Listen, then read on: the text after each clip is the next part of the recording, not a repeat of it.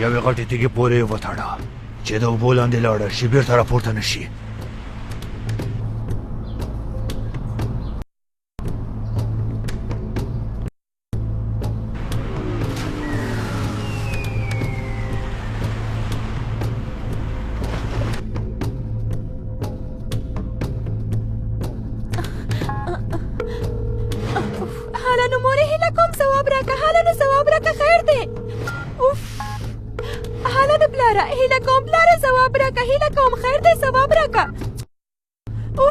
بله بله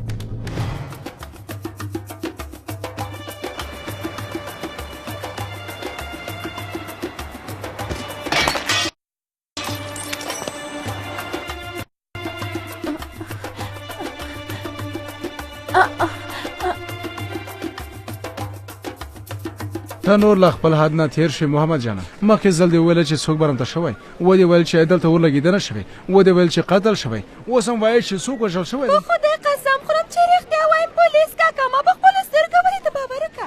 لکه چې هغه نور دې لیدلي وه. ها خدای دې ما واخلي که تاسو ته دا ځل دروغ وایم پولیس کاکا. دوه کسانو د یو په لاس کې وسله وه، هغوی جلۍ خفه کړه ویې وژله. په لاس کې وسله وه، هغه یې خفه کړه ویې وژله. هیله کوم په ما باور وکړئ دا ځل رښتیا وایم پولیس کاکا خیر دی. دا واخله له ځانه سره بوځه، کوم ځای چې وایې هلته یې بوځه. ما ته ګوره زویه، که دا ځل دې دروغ ویلې و نو بیا زه پوهېږم چې ستا دا کوچني غوږونه څنګه میخ کړم. په خبره پوه شوې؟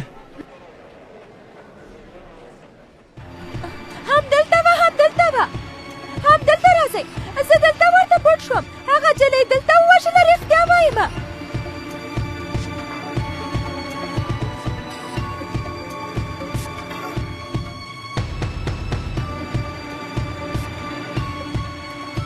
نه مړه شته او نه د وینو نښې. دا هلک له موږ سره لوبې کوي. دا کار ته ډېر باد دی. راځه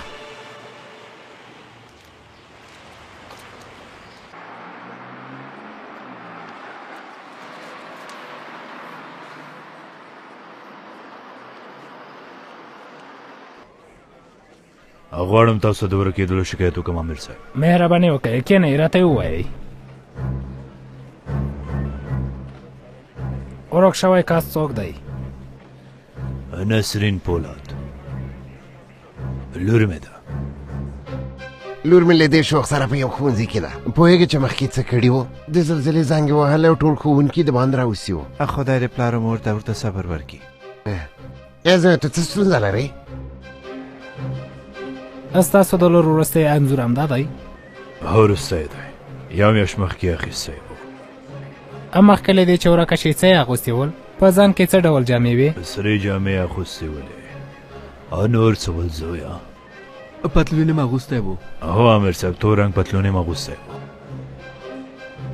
د نسرین د ملګرو او کومو ځایونو ته چې ځي تاسو اړیکه نیولې ده او یا دا چې خبرې مو ورسره کړي؟ ومې لیدل، هغوی ټول مې ولیدل امیر صاحب، خو هېڅ خبر ترې نشته، فایده مې نه کړه. تا موږ ډېر ستړي کړي یو محمد جانه. هیله کوم په ما باور وکړئ زه رښتیا وایم خیر دی پولیس کاکا.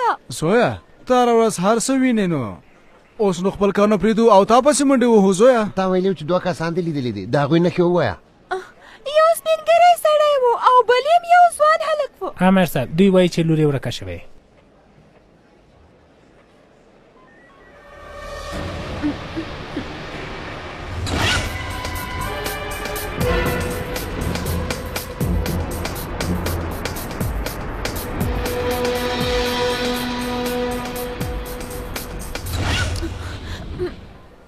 څه شوي دي ماشومه؟ په موږ دې د چا فکر وکړ؟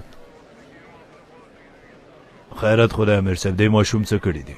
هیڅ نه دی کړی، یو فریبکار او دروغجن دی. وایي چې د سیند په غاړه د کوم چا قتل لیدلی. څو ساعته کېږي چې موږ یې په همدې کې مصرفه کړي یو.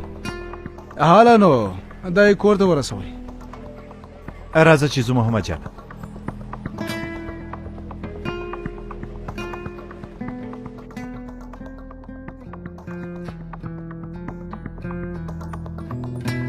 هغه ماشوم مونږ لیدلی یو. حالا نو زر کوه ورشه کور یې پیدا که زویه. سمه ده بیا به سره وګورو.